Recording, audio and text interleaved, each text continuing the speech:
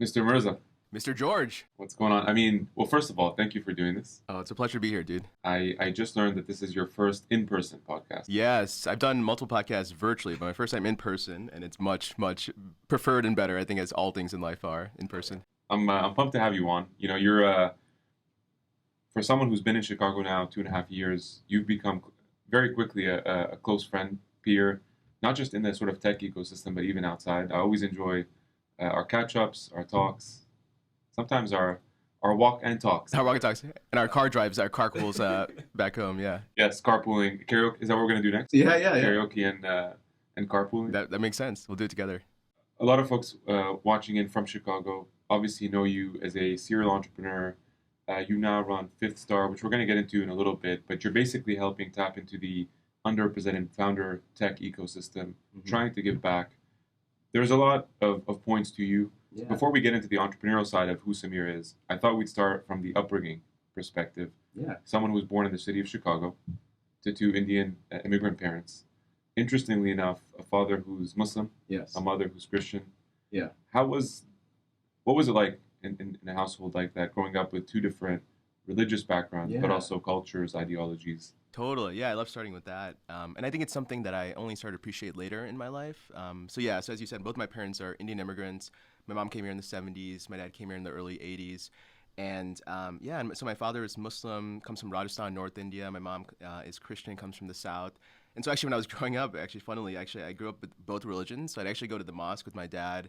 I'd actually go to church with my mom as well. And then it was only until when I was like 7 years old, actually, that I was baptized. My mom is a little bit more, I would say, maybe perhaps more religious than my dad. And so yeah, kind of then went down that path. But I think for me, the different religions, the customs, the cultures, I think from a very young age, I was always open to different philosophies. My parents taught me, I think, to accept people from different cultures and backgrounds.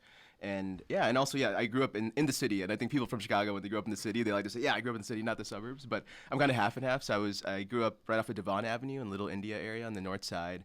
Super diverse. And then when I was 10 years old, my family then moved to the suburbs on the northwest side. And I think it was a big change for me because I went then to a predominantly white school. I was the only brown kid in there. I think it kind of threw me off a little bit mentally. Eventually then later went to U of I, which was much more diverse, and I was able to kind of get back into that feeling of diversity. But yeah, I think that feeling of openness and acceptance was core to my upbringing, and I credit my parents a lot for that as well. You mentioned your mom is the maybe the more religious one, Yeah. out of both of your parents. Would you say there was there a sort of a religious attachment that you had growing up? Like, would you Yeah. consider yourself today as someone who is religious? Ooh, that's a good question, George. I gave you the questions, but there are some surprises. Yeah, that's a rise one. Wow, okay, yeah. That's a good question. So I would say growing up, definitely it was a part of my upbringing, and even into my early 20s as well. But actually, I would say, I don't know, like once I started my startup, I think a part of that kind of faded away a bit, and I think that I kind of lost that foundation. I think just purely from the time spent building a business. But it's interesting because now I think it's something I'm thinking a little bit more about. And I know, yeah, we can talk more about mental health or like what do people fall back on when things are tough, whether it's building a business or anything else that one is building. I would say it was core before, but now it's kind of maybe questionable. I'm figuring it out, I would say.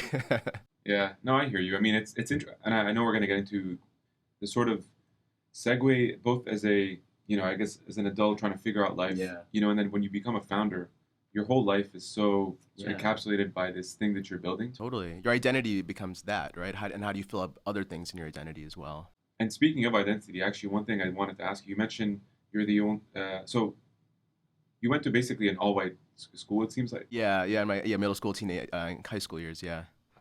So how, I mean, it's interesting because you were also born in Chicago, Yeah. so you probably have that American DNA as well, Yeah. even though you come from diverse backgrounds. Yeah. Internally, did you feel different? From like my peers, like the Yeah. people that are around me.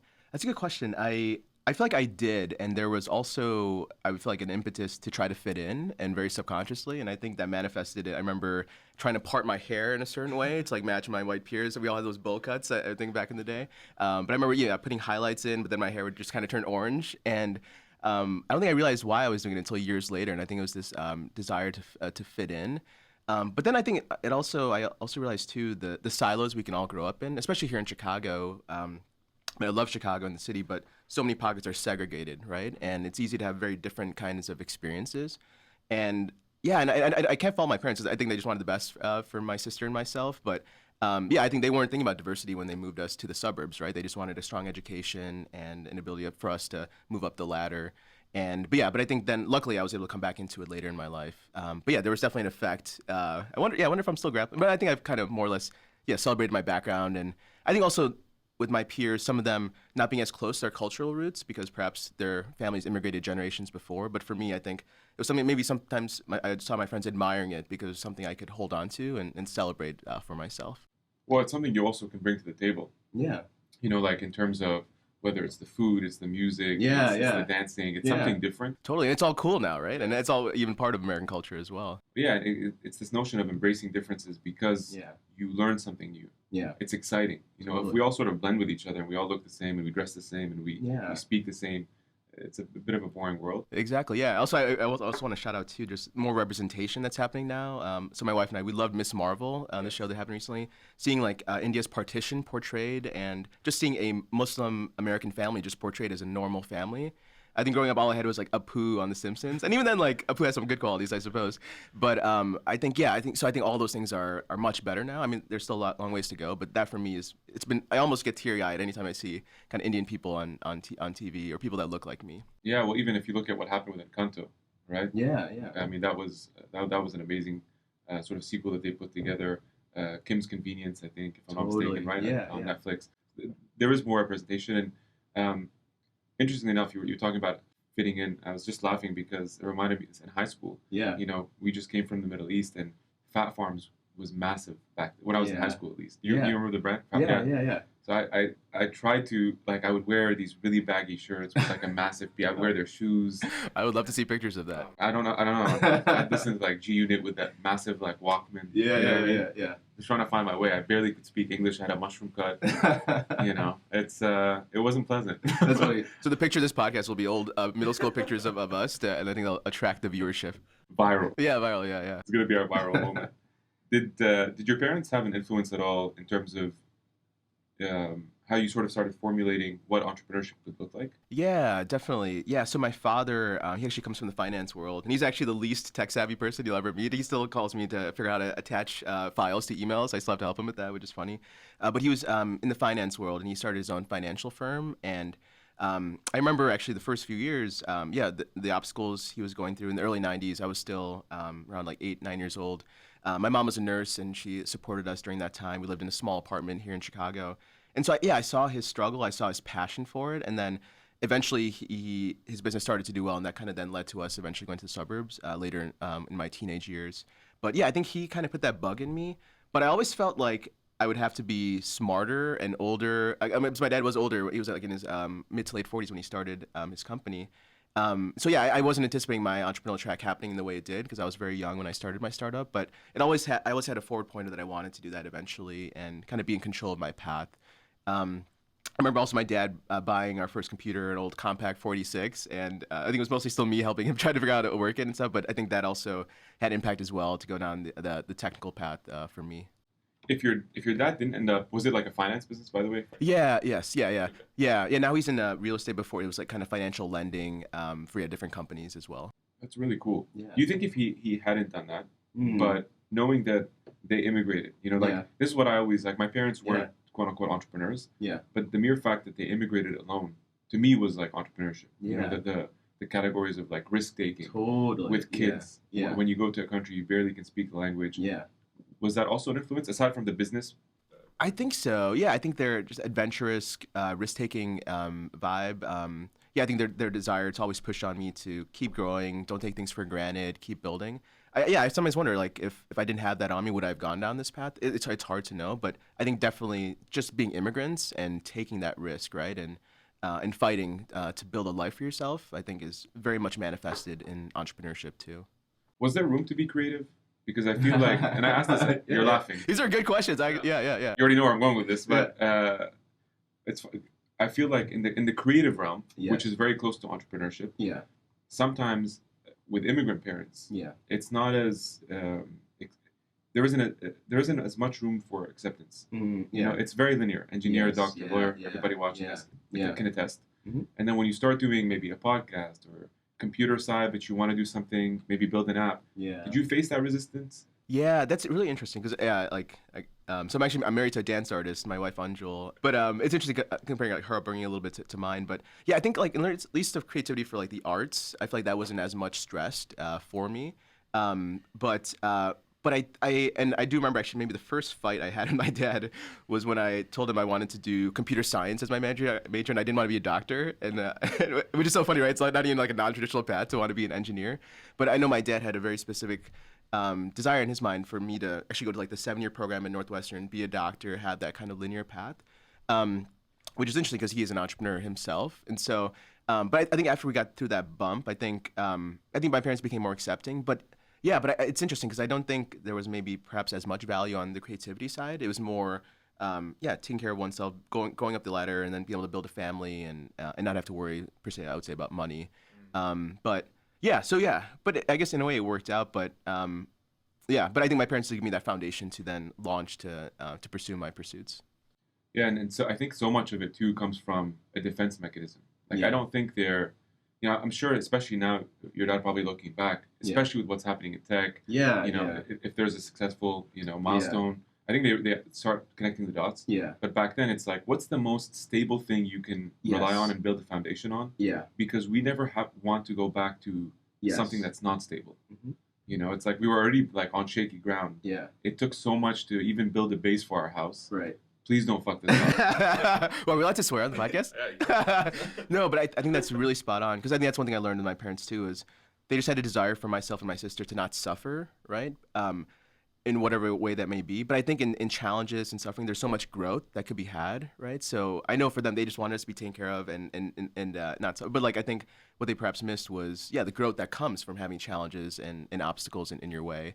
But yeah, I think it's so funny, right? Because they go through all that and then they don't want maybe the same for that next generation that they cultivate. yeah. Well, and I think to some degree, like we all have desires, right? And I don't know if some of them are always internal. Like I know for you, you did computer sci. Yeah.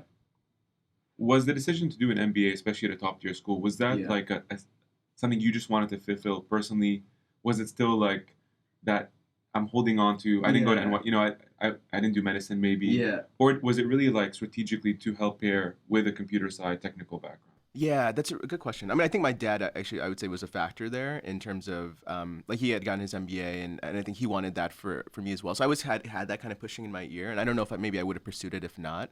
But I think so I started my career as a software engineer consultant here in Chicago, and I thought that paired with my experience would offer some kind of value. But it was interesting because initially I was thinking I'd go into finance, maybe hedge funds, but like a week into business school, realized that wasn't for me, and that's not what I wanted.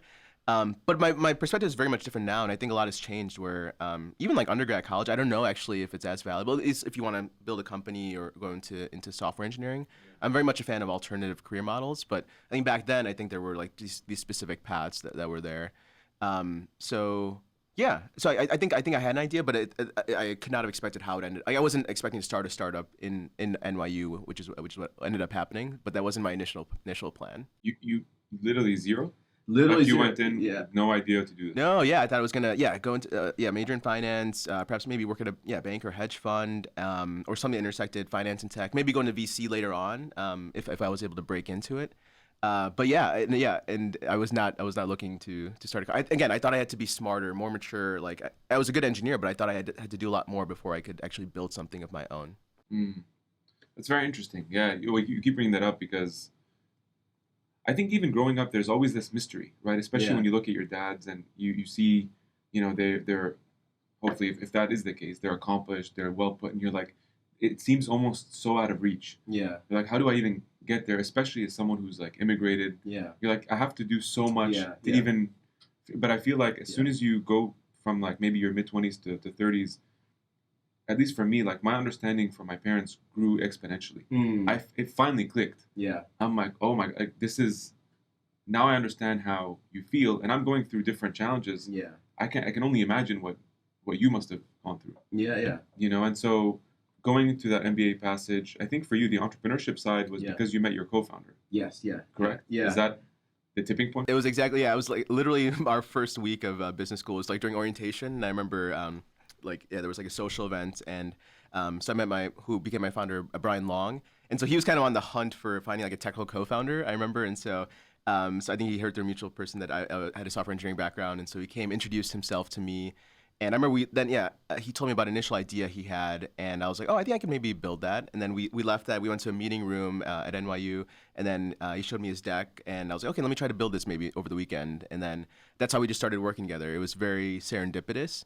And and then that became kind of the start of multiple pivots before what eventually became TapCommerce. And yeah, I think initially I was thinking, yeah, I had 2 years of business school. Let me just try different things. I could still do recruiting. I could try maybe just like building this and like see what happens. So I think I was very much open, and I wasn't tied to any one path. But that's how I met Brian initially. And this is 2 years in. Oh, sorry. This is the very beginning of. Beginning? Yeah, this is the beginning. Yeah. So at the beginning, I felt like, okay, I have 2 years ahead of me, and I can like experiment, test, try different things. How'd you guys first meet? Like, I know he was on the hunt, but like, what was it a coffee? Was it a lunch? No, yeah. So it was just like during the orientation period, and so those first couple weeks were a lot of events, kind of like a lot of happy hours, and I think it was maybe I forget what it was, perhaps like a happy hour. And then I think we were at like a food table, and then I think he heard from someone that I was a software engineer, so he came up, introduced himself, and and then that's how we met and started. Did he have the idea for TapCommerce initially? No, yeah, it was a very, very different idea. It was kind of actually still in the ad tech space. The idea was building a sponsored comment platform. So think of like articles that exist on the internet with like comments under it. You might heard of like Discus as like a commenting platform. So what if we could monetize the space above the comments where maybe brands could respond to content about them, like and engage in the dialogue there. That was the initial idea, but then we had a lot of pivots from that. But then, so this is around 2010, and so the iPhone had been out for a few years. The App Store had just launched maybe a year or two before. And so we then just started to have a thesis that the next big tech companies were going to be built on mobile. So why not try our hand there? And then that's when we kind of pivoted. But it was very, it was very interesting. So then when we decided to then kind of pivot into mobile, basically what I would do was I'd build a new app every week, a really silly, clunky MVP app. We would research what categories were doing really well in the App Store, and we would think, okay, let's just build an app in that category, get it out there, see what users were doing, and instrument the apps to get data. And then for the apps that were doing well, we can iterate on those and keep building. So that's how we kind of started. And also like the lean startup methodology was kind of coming into the vernacular. That was very close and to our hearts. And so we were never solution focused. We were always problem focused. And about getting data, experimenting, and then iterating, and then letting that guide our path. So at the beginning, we weren't sure what we were going to build, and then actually TapCommerce ended up being very different from our initial mobile app ideas.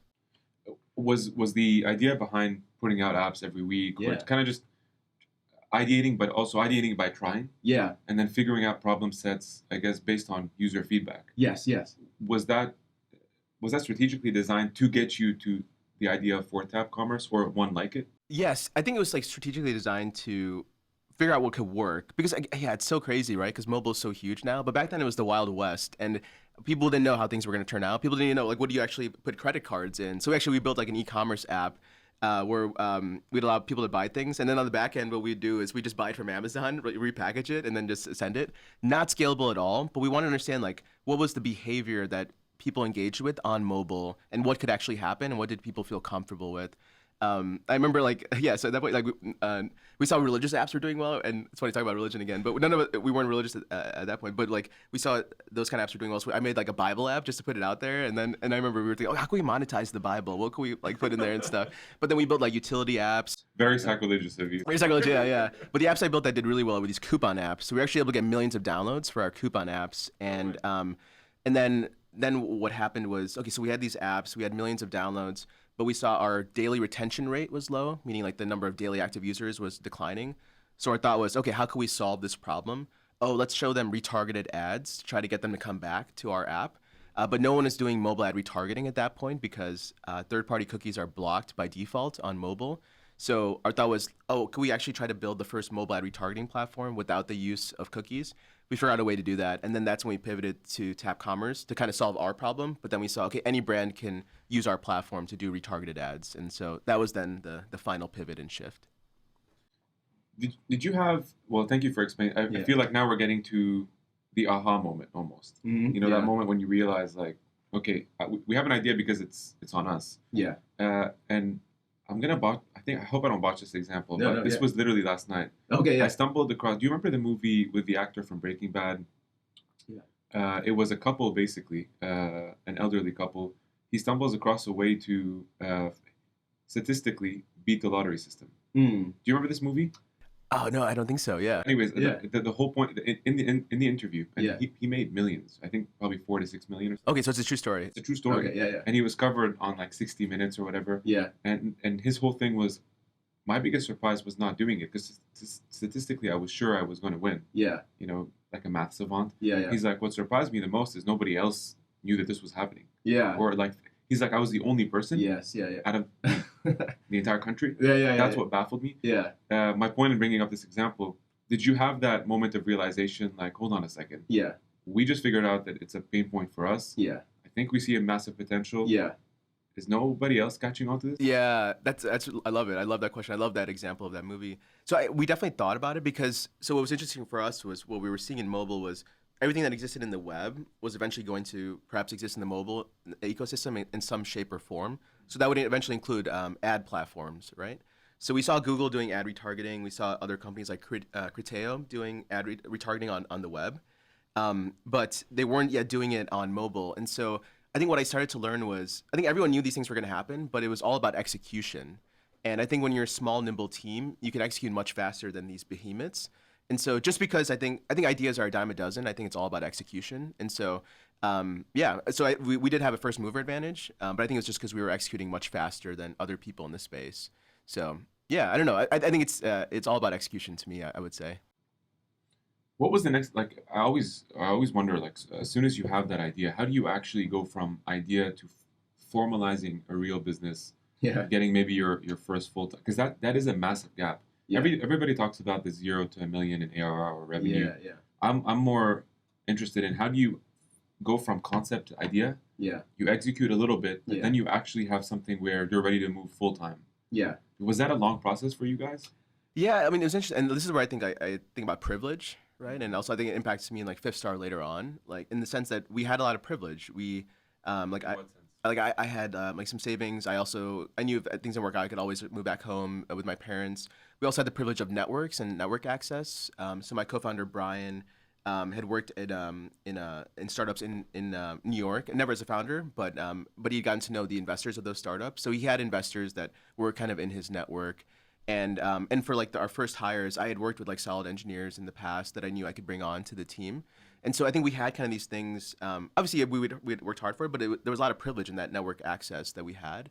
And then I think also we were able to bootstrap for several months. A lot of people are not able to do that. And even some of our early hires, like we gave equity, but they were also willing to bootstrap with us as well and take that risk. And I think because, of the privilege many people had in their backgrounds. So I don't know. I bring it up because I think it's sometimes like an undercurrent of sometimes startups that are able to build in the early days because it is such a risk and you need that time to validate. But I would say, once we had the millions of downloads of our apps in the initial idea, we were able to like raise some funding for that. But then eventually when we pivoted and we talked to brands that we knew to see if we could do retargeting for them, we were able to close deals, we were able to show value, we were able then to kind of build that momentum and then raise more capital after that as well. So but at the end of the day, we were like, it was our first time still doing it. We didn't know what we were doing, right? And I think you just have to do it. And if you're able to find people to take that risk with you, then you just keep building. I don't think a lot of people are attentive to how privileged they could be, or maybe are. And they attest success to X, Y, Z, or their hard work and, grinding and hustling. But, sometimes it's not always just that. Totally. And we'll come back to that. Was this your first time officially raising? Yes. Outside money? Yes, yeah. First time building company, first time raising funds, yeah. As someone with Indian DNA, was it daunting at first to know that now you not only have the responsibility of growing this company, employees, etc., and my personal sanity, but now you have this outside money which you kind of feel responsible for, and as in even myself as a Middle Easterner, our emotional connection to money is very different, I think, to North American culture. Was that ever a thing for you? Yeah, like once we raised capital, the affected ad. Yeah, and I think it wasn't just me. I mean, I think it was so Brian and my other co-founder AJ. So they're two white males. I think for all of us, like it's interesting reflecting my background as an Indian. But I think the three of us, we just wanted to scale as quickly as we could. And I think one of the negative impacts of the raising of VC capital was that pressure to scale. And I think part of it was imposed by us. And I think when I look back, one thing I would have done differently is, so I think the culture we were building was growth at all costs. And so, yeah, I think we were almost running people into the ground. I know myself and my co-founders, we were definitely working much longer hours than we should have. But I think there was a pressure. It was the first time doing it, and to get like a return for our investors. To prove yourself. To prove ourselves, yeah. But I do know, yeah, once we raised that capital, it put a different spin on our culture. And that's one thing when I talk to startups and I advise them, it's, like when you raise funding, first of all, you have to understand how much you want to raise, but that always comes with expectations, right? And not all companies need to be venture scale, right? So, yeah, I think that definitely had an impact, especially when we raised VC funding. Is it hard to try to set that kind of culture? Like looking back, it's easy, right? It's easier at least because you can see where the gaps are, the faults are. In that moment, though, right? You're sort of on this, rocket growth, and everything's happening in real time. Yeah. If you were to start a company now, do you think you would schedule more breaks to sort of take a step back and figure out where to implement the right solutions for those gaps? Yeah, like culturally? Yeah, that's a really good question. And I struggle with that, even at Fifth Star right now. It's a different structure, which I know we'll talk more about. But it's funny because I advise startups about it, but it's very hard for me to do it personally. And I think it's because I still have a tendency to associate my work with my identity and want it to really shine and grow and have impact. But I think things you can do at the beginning of like defining like your cultural values, being really intentional, even just having conversations about it. I don't think my co-founders and I ever really talked about culture or any of those things when we were starting.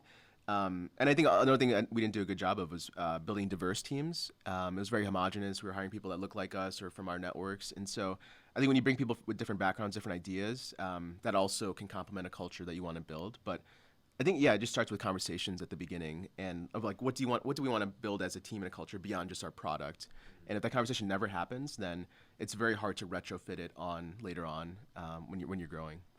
Yeah, because I feel like it's one of those things that kind of you push under the rug. Like you think it doesn't really matter. Right, yeah. VCs aren't looking at it, or your customers aren't looking at it. And nobody's asking you for it. Yeah.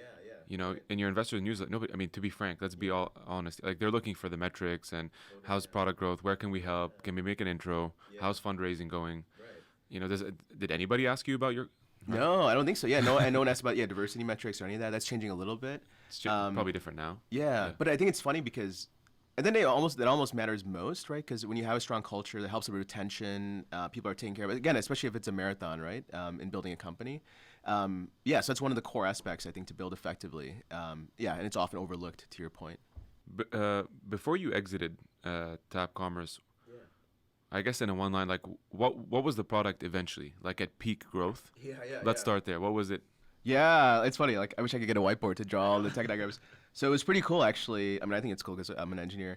But we actually built what became the one of the largest mobile demand platforms. And so essentially what we're doing, I'll give a use case. So Groupon was one of our clients. So someone downloads the Groupon app, they do some stuff in it, and then they leave the Groupon app, and then they're in another app. But Groupon wants that user to come back. So say they're in another app and they see an ad. Before that ad gets shown to that user, it goes through a real-time auction. And this happens within like 300 milliseconds. And we were one of the bidders on that ad inventory. And so if we showed that user a Groupon ad, then it would show up, they could click it, and then they go back to the Groupon app. So we were one of those bidders in the ecosystem. So at scale, our servers were getting 700,000 ad requests per second. And each ad request represented some user somewhere in the world that we could show an ad to. And and pretty much most of the top brands across the industries like travel, e-commerce, gaming were our clients. And so we became one of the largest purchasers of ad inventory in the mobile ecosystem.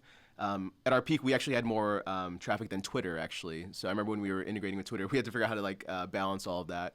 That's a tagline, like by itself. Right, yeah, I guess that's one thing, yeah. But yeah, we were processing about 40 billion ad auctions a day, for all these top brands on mobile. So it was a lot of work engineering-wise to build that because there's no tutorials. And that also taught me, too, what can be done with a small, scrappy team of just trial and error, building.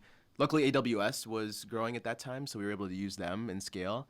We had a massive infrastructure in the cloud. So yeah, but it was a lot of late nights to build it. When you got to the point where you were, because I want to talk about imposter syndrome, but when you get to the point where you think you're ready to exit, was that the case? Like, did you get to a point where you're like, all right, I think we need to look at the next phase, or did it naturally? Yeah, it kind of naturally and serendipitously happened. I think we also had a lot of momentum as well. So I think we were always open because we were always exploring partnerships with these different large companies to show ads on their platforms, and so there was always that was always there. But I think it was very serendipitous, and timing worked out really well for it.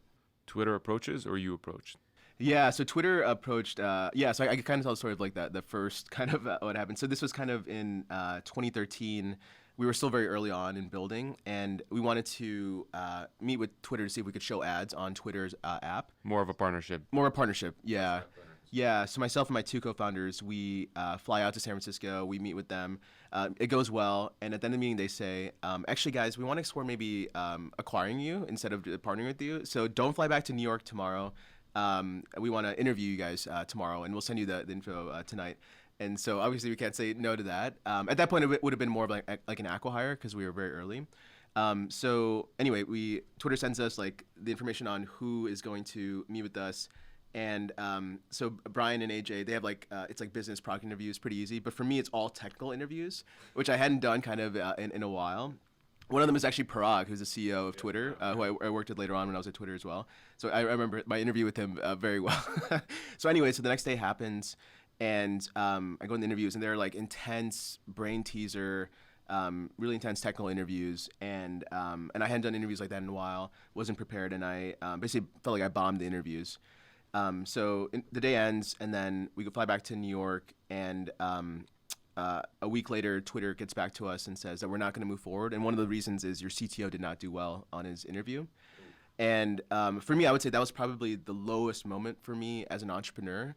I was constantly struggling with imposter syndrome. Even before that? Even before that, yes. It was my first time building. And also, I think maybe something in my upbringing, I always felt like I always had something to prove. And like you were never good enough? Never good enough, yeah. And maybe I'm unpacking that now in therapy. But and I talked to bring it up, buddy. Well, I talked to my parents about it too. Because again, we're talking about parents, right? Like my parents, like I think, constantly compared me to my peers. And not in a way that was malicious, but they just wanted me to keep growing and being the best.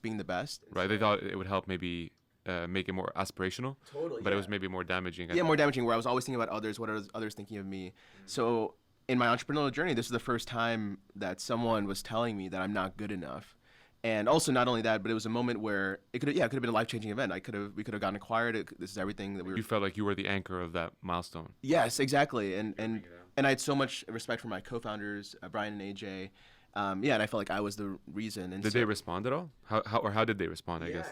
And so that's what got me through it. Was I still remember whether it's Brian or AJ, but they said like, yeah, fuck them, we're gonna go for it. And so they had just had so much faith in me and belief in me, and that's what got me through it.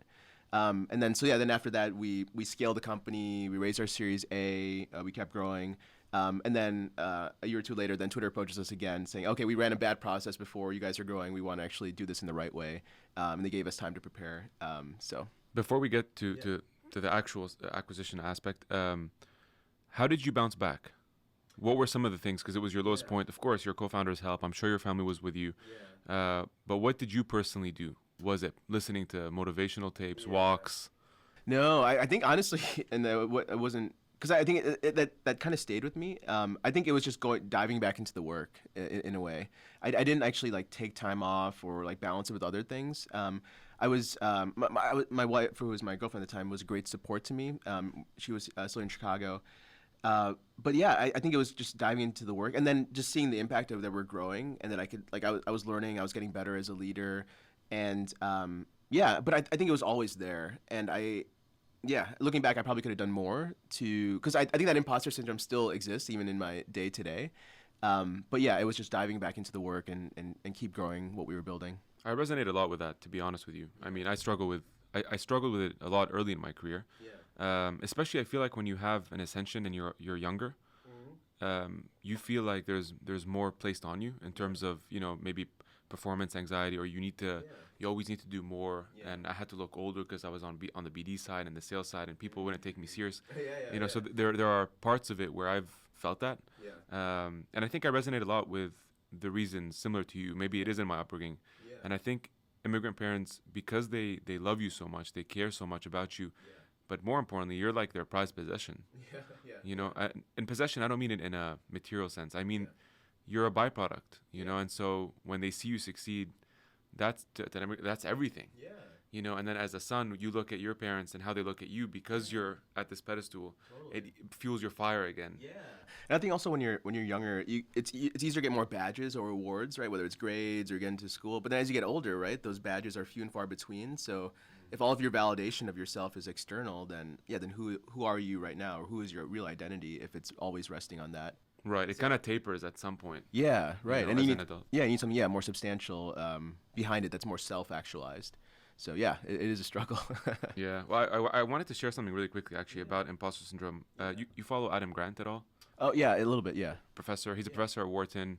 Wrote a book called Originals, I believe. But anyways, he posted about this, I think, yesterday on Instagram. Highly recommend checking it out too. But he said basically, imposter syndrome is usually like the voice in your mind is, I don't know what I'm doing. It's only a matter of time until everybody finds out. Yeah, everybody finds out. Yeah. Whereas the better way to look at it is, I don't know what I'm doing yet. It's only a matter of time until I figure it out. So believing in your ability to learn is really the premise. Totally, exactly, yeah. Easier said than done, but... Yeah, easier said than done, but also using examples in your background, in your past, knowing, I got through stuff, right? I went through obstacles, and That helps me. I don't know if you do this, but one hack that's helped me, I have a note on my phone, and I've written everything that I've accomplished, personally, professionally. In that note, though, it's like things like I've traveled to countries, I speak different languages, things I'm proud of, right? That I have a great relationship with my family, with my partner, that I've made great friends, and I'm in circles that I don't know if I would have expected to be in, And it's something you can always point back to if there is a low, because it's going to happen. Regardless of how confident you are, it's a muscle. You can't just expect to always be on a high. Right, exactly, yeah. That totally resonates. And also even, I think, doing it on a weekly basis, right? I've started to do a little bit just like, things I really appreciated this week that went well, or what I did well this week, right? And just remembering those things. And and I think also one thing I've been trying to do more is just like being present in the moment, because I think a lot of anxiety is a focus on the future or the past. But if you're just like fully present and aware in the moment, and it's another way to combat that as well. Struggling a lot. I think I'm finally coming to the good end of it now. I think it's like an accumulation of things that you start being anxious about. Because to your point, it's everything coming up. Oh, I have to be on stage, or I have this massive speaking opportunity. I have a really important meeting. And on top of that, there's a wedding coming up. And anyways, whatever that is for you, the biggest thing that's helped me is that. One exercise, if you follow Mel Robbins, I don't know if you've seen some of her content, but she talks about this, and one of her hacks is counting backwards from 5, mentally, just saying 5, 4, 3, 2, 1. It sort of interrupts the part of the brain that's sort of in the abyss, thinking about what's next, worrying, stressing, and you almost take control of your mind again. And you're basically telling it like, I'm in command. So I'm here right now with Samir. I know there are things coming, but to be frank, all I have is this right now. So I'm trying to be as much in it as intentful listening, trying to bring good energy, because otherwise don't do it. What's the point of being here if I'm not mentally here? Exactly. Yeah. I think another hack I've learned too is like when these negative feelings come up, like I am not those feelings, right? If I treat it as more an observer and like see that this feeling is happening and letting it pass through me, not trying to even fight it, but just like observing it and then letting it be. But I think when one ties their identity to that feeling, then I think it's challenging to get over it. But again, it's always easier said than done. These hacks, but they're awesome. What's also easier said than done is actually exiting a company successfully. Thank you for the segue.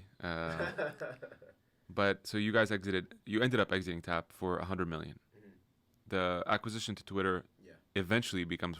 This is really cool, by the way, because I don't know if most people maybe knew that it was unsuccessful at first, and you got the personal sort of rut of it, which sucks, and you bounced back personally.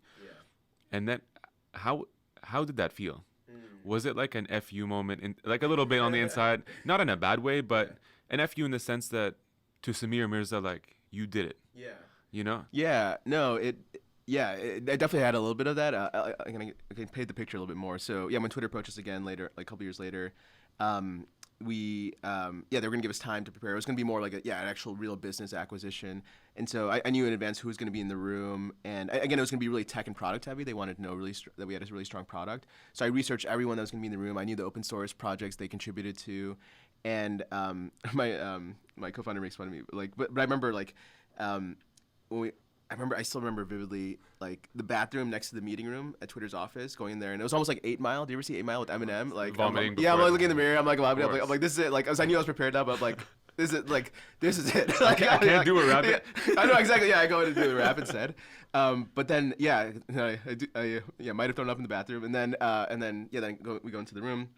And then I almost like black out. Was this the presentation interview, sort of? Yeah, this is the presentation. Yeah, so basically it was like a long meeting. So they had their biz dev folks, their heads of engineering, all the main folks. You're selling them basically on making this happen. Yes, making them happen. Yeah. So dude, this must have been your biggest. I'm like sweating just thinking about. No, yeah, it was. Yeah, so I think when you talk about like the note you have, like I think about this moment a lot in terms of like a really big thing where my back was against the wall, but I got through it. And so all the main Twitter folks were in that room. And so the first part of the meeting was just Brian talking about our business stuff, but that was easy. It was just like our revenue was up and growing and stuff. And then finally they wanted to really deep dive into our product and architecture. And so then I got up and then I started whiteboarding, and I feel like I almost black out because like it was just like so well rehearsed, and I knew the question. I just felt like I knew what they were gonna ask me, and so even like as they're asking me a question, I would interrupt them and I'd like give them the answer, and in a kind way.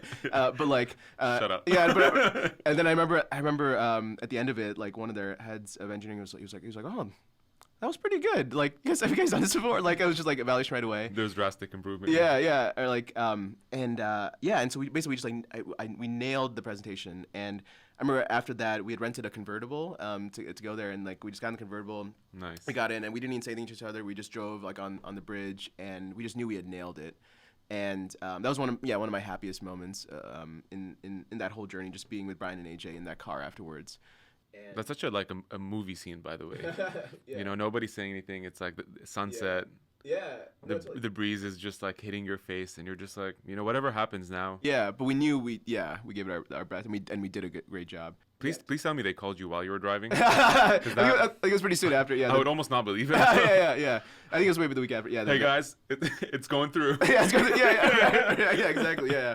I think we had to wait a little bit, but I think we knew it was going to work out, and then. Yeah, I mean, there was then a bunch of other stuff too. So like the legal diligence. But then one thing that happened was when they initially told us we were going to be acquired, they told us we could stay in New York with our whole company. But then partway through the diligence, they felt like they really wanted product and engineering to relocate to San Francisco. And I had no desire to move to the West Coast, but they said the deal would only go through if that happened. And so then suddenly I had to talk to the rest of my engineering team who didn't know we were about to be acquired. And I had to say, okay, we're about to be acquired, but this will only work out if you agree to move to San Francisco. And some of them had like partners and spouses. Luckily, everyone said yes. But then, so like it was a crazy year because then I also got married a couple months after that. But yeah, then that's how I then ended up in San Francisco because that was a kind of a requirement of the acquisition. So it was crazy times. How long did the high last? You know, like by the time. I don't want to get into the financial details, but I'm just saying it was. I'm assuming it was fruitful to whatever extent or range. Yeah. So there's a financial aspect, obviously. There's an emotional one. Yeah. There's a professional. There's a personal. It impacts many areas of your life. Yeah. Was that a long-lasting high, or was it like 3 days later you're like, okay? No. Yeah, I would say it lasted for a while, like maybe a few months. I mean, yeah, we definitely partied really, really hard in New York. I remember, those couple of weeks. But I think. Then once we were at Twitter, we settled down. Then it was like, okay, like who am I, and like, what's my identity? And like, I honestly, like, I found myself like, at least initially, kind of being in awe of myself, like letting myself get sucked into it, and feeling like I was like hot shit, and like that I was deserving of this. And I noticed myself, to be honest with you, like in some conversations, like bringing up the acquisition, like when I was talking to like a new person or something, like I wanted people to know about this because I was so heads down for so long, and now I wanted people to know that finally, I'm great and I'm deserving of this. But then like an unease started to grow in me of like why am I talking this way, or why am I in these circles of people that maybe I don't value, and then I started to then deeply reflect on I worked hard, but so much of it was privilege, luck, timing, and I found myself maybe starting to become a kind of person I didn't want to be, and I wanted to come back to my values. That I knew that if I eventually got to this point, I wanted to actually then have impact in my life path. That's what probably led you to start Fifth Star, I'm assuming. Yeah, eventually, yeah. So then, after a few years at Twitter, then I moved to Berlin, to Germany for a couple years. That was a great reset for me. My wife, who's a dance artist, got the Fulbright grant for her work, and that took us there. That's amazing. Yeah. I mean, it's also a very different culture. Like to your point, of actually separating Yeah. from the hustle, because it is very different. Yeah. You know, and Berlin's similar, whether it's Italy, France, they have a bit more of a laissez-faire attitude when it comes to work. Like they work hard, Right. Yeah. but there's more of an appreciation for life too. Totally right. Yeah, and it's like almost August. So in August in Berlin, everyone in Europe is like on holiday. Which They don't work. Yeah, they don't work, which I miss. But yeah, but I think that like then especially when I left Twitter, it was yeah. Do I even want to stay in tech? Like kind of who am I in a way, and what is the path I want to build? And so. I knew I had a passion for education, and so I started teaching at a refugee coding school in Berlin called the ReDI School. I helped build that out. It was very life-changing for me. Most of the students were from Syria, from the refugee crisis that happened then. During the war, yeah. Yeah, and so it was That's amazing. I didn't actually know that it was Syrian refugees. Yeah. So Germany had done a lot. I think they accepted, about 1 million, refugees from Syria. It was also personally impactful for me with my Muslim background, suddenly being around a lot of Muslim people as well. And reconnecting on that side, which maybe wasn't present. Yeah, it wasn't present before. Yeah, and so it was life-changing in a lot of ways. But I think it made me become more passionate about helping people build pathways into tech that otherwise wouldn't have had that opportunity. Yeah, so it was absolutely amazing to be in Berlin for those 2 years, and then after that moved back home to Chicago in 2019. So I've been gone for about a decade. I was in New York, San Francisco, and Berlin. Did that make you appreciate other sides of entrepreneurship that sometimes when you're so heads down, like imagine how big the world is and how much impact you can have, that you think that, especially as a founder, you're raising money, you've had this big exit, you think, I'm pretty sure, I haven't been through it, but I've talked to a lot of folks who have, and it seems like when you get to that point, the world revolves around you. All of a sudden, right? 600 likes on LinkedIn, everybody's stopping you, you're doing speaking engagements, you're on podcasts, and then, a couple of months later, you get to this point where even though that's the case, it's so weird how you probably feel empty. If that's all you focused on, is what I'm saying. It's crazy to me, right? Because that probably was your dream as you were building. You're like, this is what more could happen. No, totally. And I think what I observed, especially when I was in San Francisco, is like there's always a rat race, right? Like of like kind of just chasing things. And so I would be in these circles of meeting people, who had exits, but still felt like they had a chip on their shoulder, something more to prove. And they built another company that was maybe a mild iteration of what they did before, but because their last company succeeded, they could raise VC funding and keep growing. But for me, it was almost the question of like, what's the point of it all, right? Is it to keep increasing your net worth or prove to somebody? And I don't know. It's interesting. I think a lot of entrepreneurship is that chip on your shoulder, right, of proving. But it's if you get, I could do more. Yeah. Right? So I think no matter where you're at, if that's always your mentality, it's just a rat race on a different level, and you keep getting stuck at it. So there potentially could be that emptiness that exists if there's not a deeper sense of self inside you. Did you find that a bit more when you were doing the sort of coding boot camp in Berlin? Did that lead a little bit to the idea of starting Fifth Star back in Chicago? Yeah, I think like what I loved about when I was in Berlin was because no one knew me there, and I could obviously tell people that I had an acquisition, but like it's not like I wasn't leading with that anymore, and like so I could just authentically be myself and have like a clean slate and kind of start to live again with my values or what I wanted my values to be. So I think like helping some of my students get technical jobs and like the value of that, and again like with tech, because it is such a wealth building opportunity for people, but so many people are shut out of it.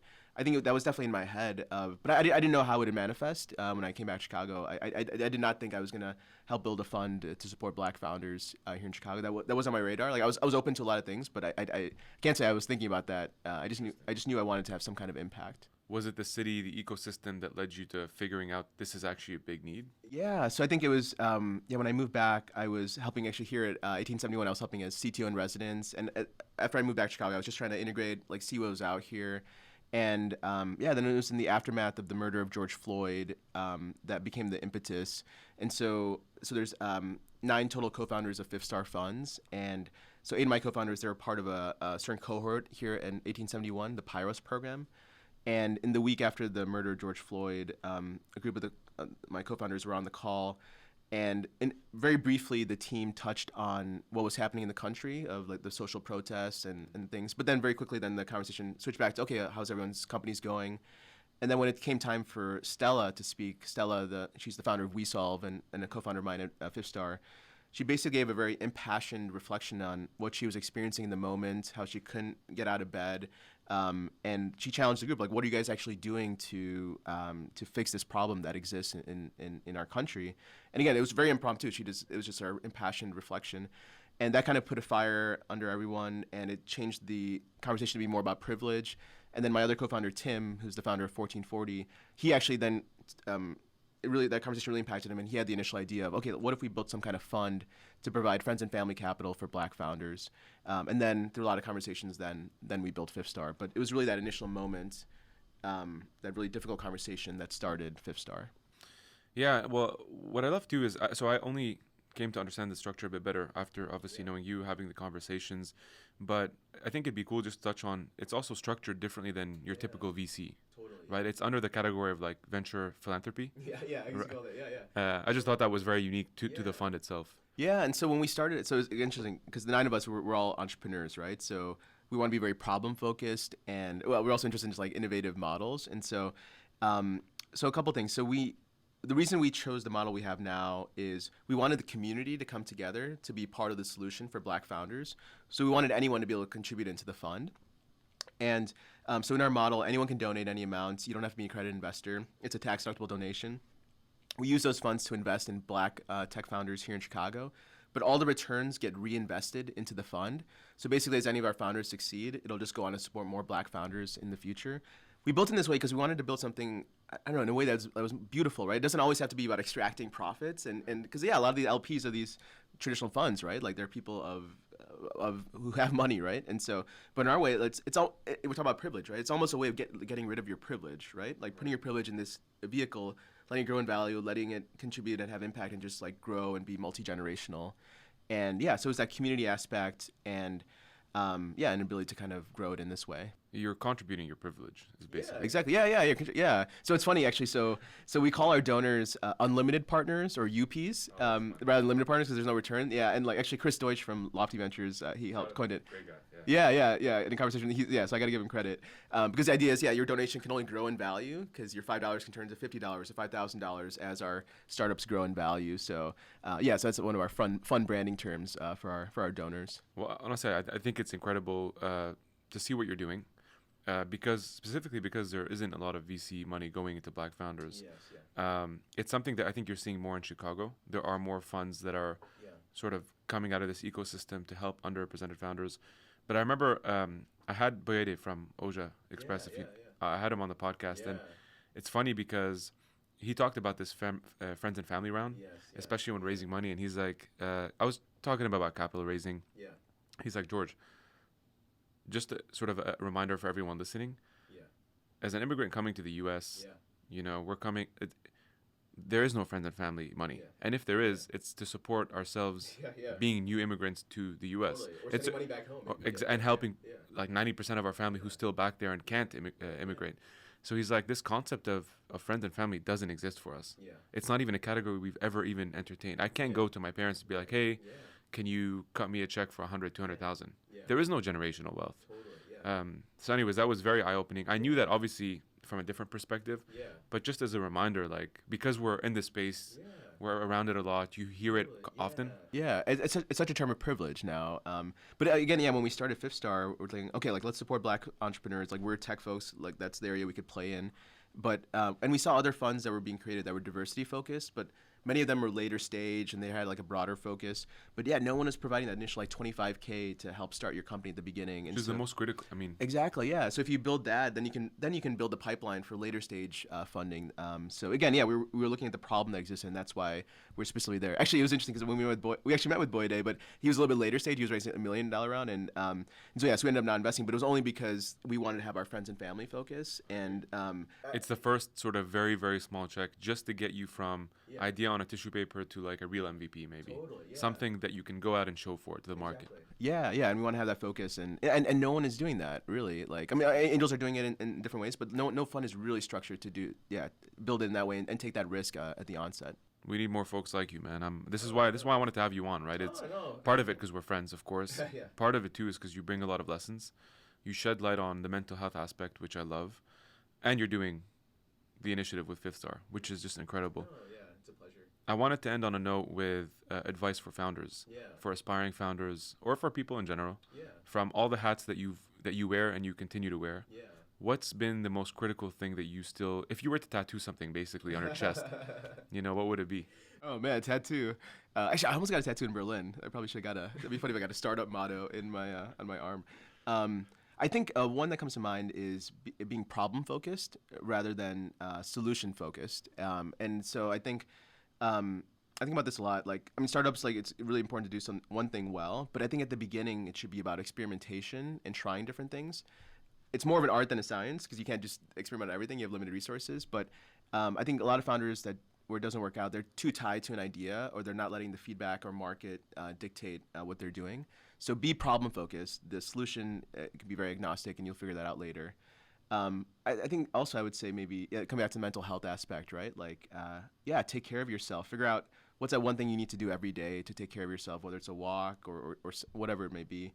I think for me, I feel very lucky because actually when I graduated at NYU, it was like 2 years full time before we were acquired. So it was like very fast actually exit.